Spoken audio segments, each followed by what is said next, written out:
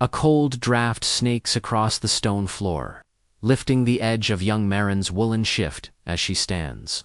Barely 15 winters old, before the marriage bed that is no true sanctuary.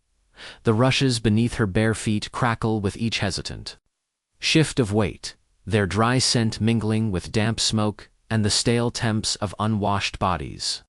Outside the thin walls of the cottage, laughter breaks against the night, harsh and slurred, the voices of men drunk on ale, banging pots and shouting crude encouragement that scrape raw against her nerves. Henrik steps closer, the candlelight, catching the deep lines carved by years and quiet bitterness into his weathered face. Nearly twice her age, chosen by her father, not for kindness but for 3 pigs and half an acre of tired barley field. Henrik smells of wet wool, sweat, and iron. His calloused hand reaches, slowly, for the leather cord at Marin's throat, fingers rough from years of tilling and slaughtering. Each movement feels unbearably loud in the tiny room. In her mind, her mother's whispers echo, grim warnings traded by women in hushed corners of hearthlit rooms. But no whispered counsel can prepare Marin for this moment.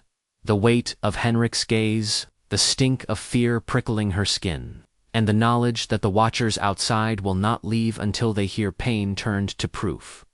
Through the smoky gloom, Marin sees her reflection in the battered iron mirror. Dark hair plastered to a pale brow slick with sweat. Wide eyes rimmed red with dread. The shift she clutches to her chest, rough wool, scratched by years of use, is the same her mother wore on her own wedding night, and her mother's mother before that. A threadbare inheritance of submission and silence. The door shudders as another jeer from outside rattles its hinges. Marin flinches, pulse hammering so loud it seems the men beyond must hear it. Henrik's breathing deepens, heavy and unhurried, a man prepared for a grim ritual rather than passion. And so she stands on the threshold of girlhood and something older, darker, part sacrifice, part transaction. This is not love. This is survival. A medieval wedding night, not sealed with tender words, but with blood demanded by family honor and the cold arithmetic of alliances. Beyond the walls, night presses in. The air tastes of soot and fear, the warmth of the fire, failing to soften the chill that seeps from the stone. Marin's world has narrowed to this single moment, each heartbeat counting down to the crossing of an irreversible line. Outside, her fate is a cause for drunken celebration. Inside, it is a quiet, desperate surrender. Henrik's fingers, thick and cracked from decades of plowing and slaughter, fumble at the leather cord around Marin's neck. The tiny bronze cross her mother gave her 4 protection tumbles, catching briefly against her collarbone before falling to the floor with a muted clink that sounds far too final. The candle flame trembles in the draught, casting Henrik's shadow monstrous and shifting across the low rafters blackened by years of smoke. Marin's breath comes in shallow gasps, chest tight as though the very air has turned to stone. She can taste her own fear, metallic and sour. Through the thin walls, the men outside still jeer. Their words sharp as thorns, demands to hurry, to hear what proof the new bride will offer. It is as if the walls themselves hold their breath, waiting for the cry that will seal this night. In memory and rumor, yet beneath Marin's terror runs a quieter current, a bone-deep resignation learned from watching the women before her. Her mother's hollow gaze when father called the neighbors' bruises, half hidden by sleeves. The whispered prayers that mixed gratitude with dread each time a child quickened in the womb. In this world, a woman's body was not her own. It was a field to be sown, proof of alliances, and an offering to powers both mortal and divine. Henrik's gaze flickers over Marin's body, lingering not with lust, but with something heavier, duty, expectation, perhaps even a wariness of his own. His voice, when it comes, is low and rasping, as if reluctant. Best get on, girl. They won't quiet till they hear. Maren swallows, the sound painfully loud in her ears. She steps backward until the rough wood of the marriage bed frame presses against her thighs. The straw-stuffed mattress smells of mildew and years of spilled sweat. And she wonders how many brides before her had felt this same dread in these same shadows. She does not love this man. She barely knows him. But love has never been part of the bargain, not for her, nor for her mother, nor for any woman she knows. The marriage was settled with barter, witnessed by neighbors whose eyes weighed her worth not in kindness, but in the smoothness of her skin and the fullness of her hips. She remembers her father's voice, curt and final. He'll keep you fed, girl, better than most. And her mother's trembling hands fastening the shift at her shoulders, unable to meet her gaze. No words of comfort passed her mother's lips that morning, only a silence that said everything words could not. Outside, the laughter sharpens. A pot clangs against the door, and a drunken voice slurs. Don't keep us waiting, Henrik. We want to hear the little doves sing. The cruelty is casual, thoughtless, a tradition older than memory. The bedding ceremony. Neighbors half listening, waiting for proof that Maren's maidenhead has been claimed, that the contract has been fulfilled. The thin line between private and public vanishes. Her fear is no longer her own. It is demanded by the gathered crowd as part of the spectacle. Henrik kneels on the bed, his weight sinking the mattress, his breath ragged but determined. The candle's flame dances between them, briefly illuminating Maren's eyes, wide and glistening like wet stone. She clutches the shift tighter, but the rough wool offers no protection. And in this breathless moment, time slows. Maren sees not just her own terror, but the quiet desperation in Henrik's lined face. He, too, is bound by expectation, by the pressure of watching neighbors and the church's cold laws. His desire, if it exists at all, is buried under duty and fear of ridicule. He must perform, or risk scorn and whispers of impotence that would stalk him until death. Two strangers, both prisoners of a system that makes cruelty inevitable. Outside laughter fades to a waiting hush. Inside, hearts pound louder than words. In the smoky stillness, Maren feels the crushing weight of centuries of belief pressing her shoulders down. The duty of daughters, the terror of wives, and the knowledge that tonight, whatever innocence remained, will be surrendered, not as a gift, but as a price extracted. The candle guttered as Maren lay back, the waxy scent curling into her nostrils, mixing with the musk of sweat and straw. Henrik's breath rasped above her, heavy with ale and dread. Outside, the hush of the waiting men pressed against the walls like a tide, each heartbeat stretching into eternity. Then a sudden tearing pain, sharp enough to wrench a ragged cry from her lips. In that instant, time itself seemed to split. One part of Maren floated above, seeing a trembling girl on a stained mattress. The other stayed inside, feeling the searing burn, the cold rush of humiliation, the hot shame of tears she could not stop. Beyond the door, crude cheers erupted.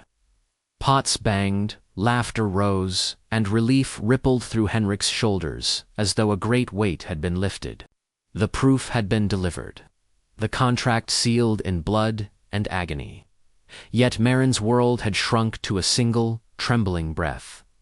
Pain pulsed through her hips, spreading in raw, red waves. But worse than the pain was the realization of what had truly been taken. Not simply a tear of flesh, but a childhood ended. An innocence buried beneath layers of duty and superstition. Henrik shifted beside her, breath slowing, sweat cooling on his brow. For a moment, his hand hovered awkwardly above her hair, then dropped back to his side. No words of kindness passed between them, none were expected. Their silence was the shared language of people who understood that tenderness had no place here. As Maren lay staring at the soot-stained beams, memory pulled her backward. She saw the priest's thin lips murmuring over her bowed head, his warnings of mortal sin. If she dared seek pleasure, she recalled her mother's stories, whispered by the hearth. Tales of wives who refused their husbands and were beaten until they submitted, or worse, cast out to beg at the church doors. And deeper still, the older stories, the ones never spoken, aloud, of wise women gathering herbs under the moon, of charms buried at thresholds, of desperate prayers whispered to ancient spirits older than Christ, women's knowledge traded in hushes and glances, carried in the lines of their palms and the worn leather pouches hidden at their breasts. The mattress shifted as Henrik rose. His steps were heavy, deliberate, a man stepping back into a world that demanded proof of his power, yet gave him none over his own fear. Through the cracks in the door, firelight from outside spilled in narrow bars across Maren's body, marking her as conquered territory. Outside, the betting crowd thinned. The men drifted toward the ale barrels, their laughter already turning toward other amusements. Yet Maren could still feel their gaze on her skin, as though the walls themselves remembered and would whisper of this night for years to come. The room felt suddenly vast and empty. Her gaze fell on the fallen bronze cross beside the bed, glinting dully in the straw. She reached for it, with fingers still trembling, pressing the cool metal against her lips. But the comfort it once promised felt hollow now, like an echo fading into darkness. Beneath the weight of bruised flesh and raw fear, a question stirred. In her chest, was this truly God's design? That question would remain unspoken, yet it would haunt the edges of her thoughts in every silent moment that followed. The door creaked open, and Henrik stepped back inside, carrying a jug of watered wine.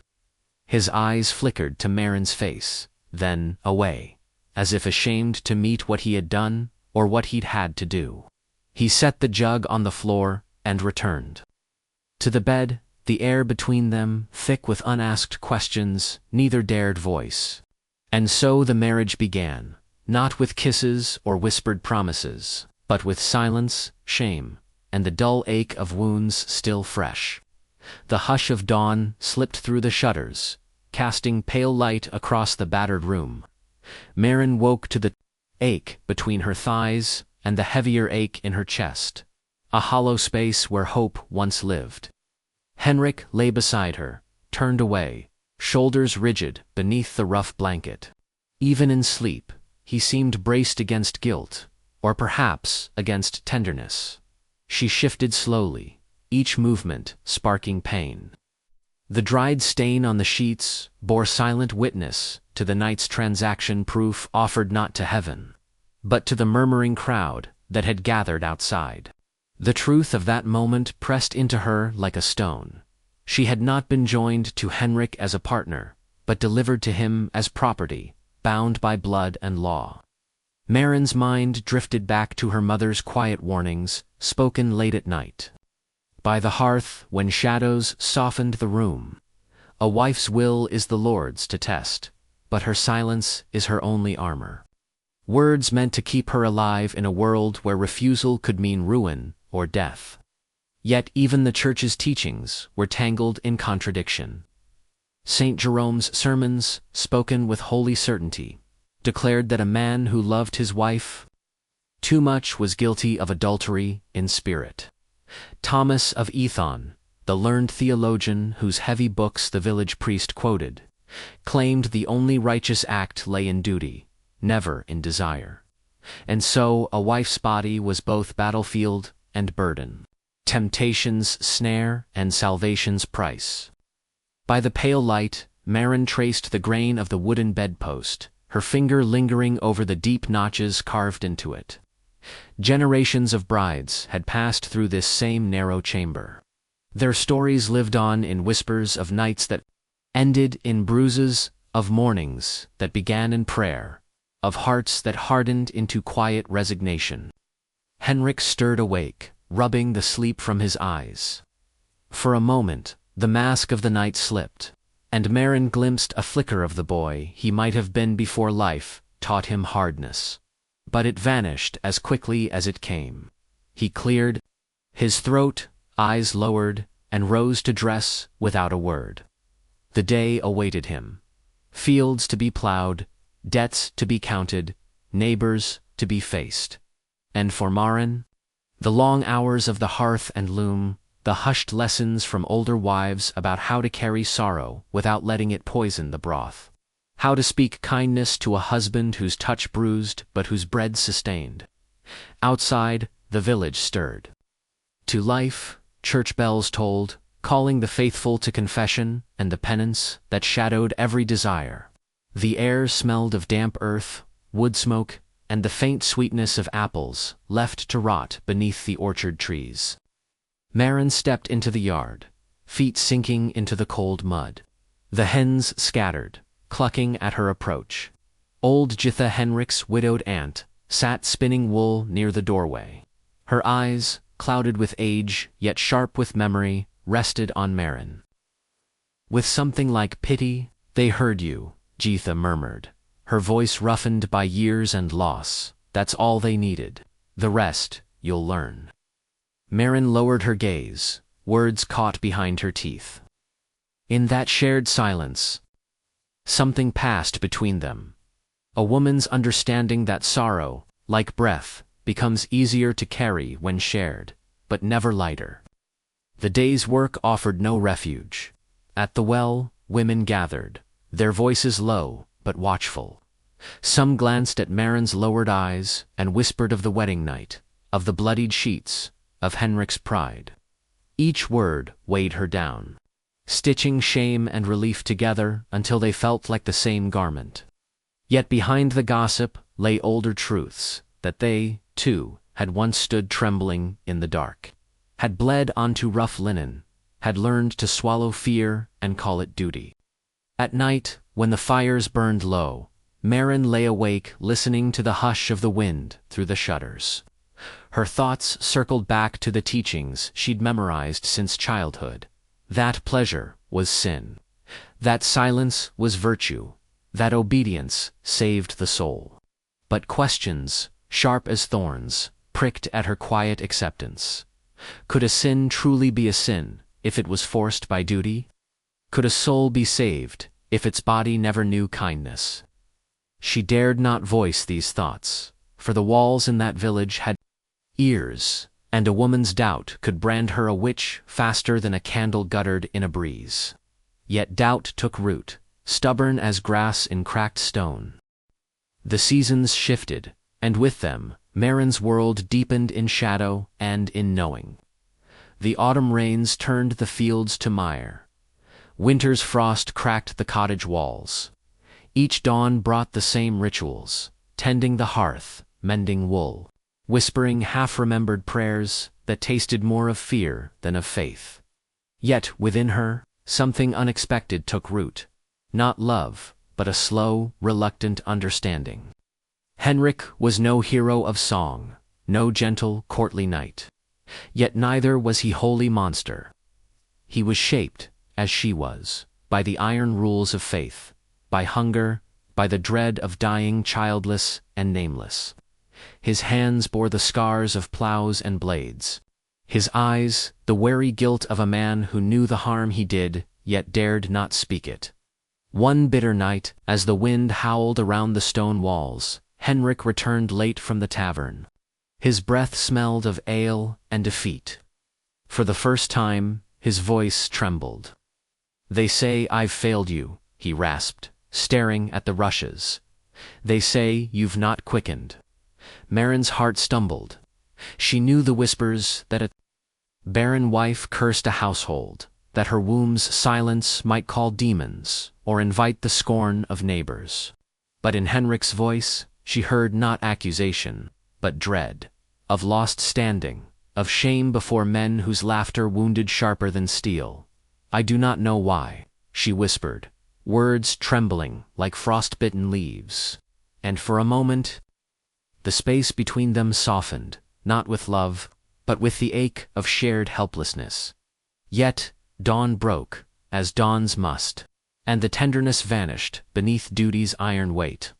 The village priest, Father Ivo, soon paid them a visit. His robe smelled of incense and damp stone. His gaze moved over Marin's thin frame, lingering just long enough to remind her of her failings. In clipped Latin, he reminded Henrik of the Church's laws, the forbidden days, the proper posture, the prayers to murmur before coupling. Marin lowered her eyes, heat burning in her cheeks. The words turned her own body into an object of scrutiny, a vessel judged by men who had never known a wife's dread. Father Ivo spoke too of older dangers, of succubi, those demonic women who crept into men's beds, and of incubi who preyed. On sleeping wives, guard your bed with holy water, he urged, and keep prayer close to your tongue, lest desire lure your souls to ruin. At night, lying beside Henrik, Marin's thoughts tangled with these fears. Was her failure to conceive punishment? Did unseen demons watch as she turned her face from him, as her body stiffened in dread? Sometimes, half dreaming, she thought she felt a cold breath near her ear, and wondered whether it was devil, ghost, or only her own terror. Yet, by winter's deepest frost, the monthly blood failed to come. Word spread quickly. Older women eyed her belly with a knowing look, some with envy, others with veiled scorn, for a child bound a wife more tightly than any vow. The men slapped Henrik's back at the tavern, their laughter rough but approving. Alone, at the well, Marin pressed a hand to her still flat belly. The fear she felt then was different, stranger, a fear for something beyond herself, for a life yet unborn that would soon enter a world of cruel certainties. She thought of her mother's words, "Bear sons, and you might be spared." And she wondered what mercy could truly mean in a life where even survival felt like surrender. Spring thawed the fields. Marin's body swelled, and so did the weight of expectation.